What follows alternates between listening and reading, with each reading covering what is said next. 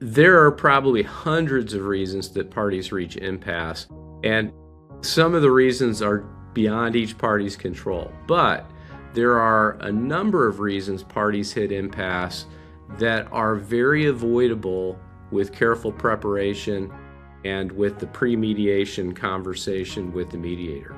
So for example, some mediations fail because the right stakeholders aren't at the table. This is probably the easiest problem to avoid, and yet it happens way too often. Another issue is unstated time constraints.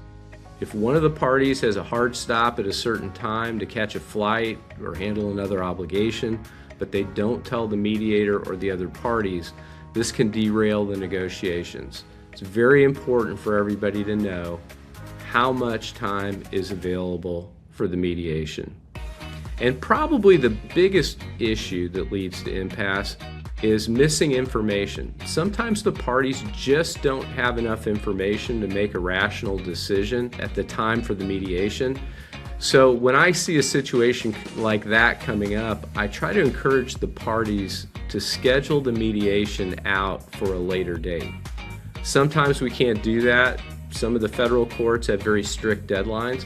And when we do that, I try to keep the mediation short and schedule a follow-up session when the information becomes available. And probably the last avoidable cause of impasse, I would say, is unmanaged emotion. Conflict's difficult. Anytime you've got a lawsuit, it raises strong emotions for the parties. But when the attorneys are able to identify those emotional drivers before the mediation and address them with their client and possibly with me, that emotion is far less likely to derail the mediation. There's another mediator, Sam Artery, who talks about the justice gene. We all have it. We all think our position is just. We all think we're right. We all have to be aware of that tendency.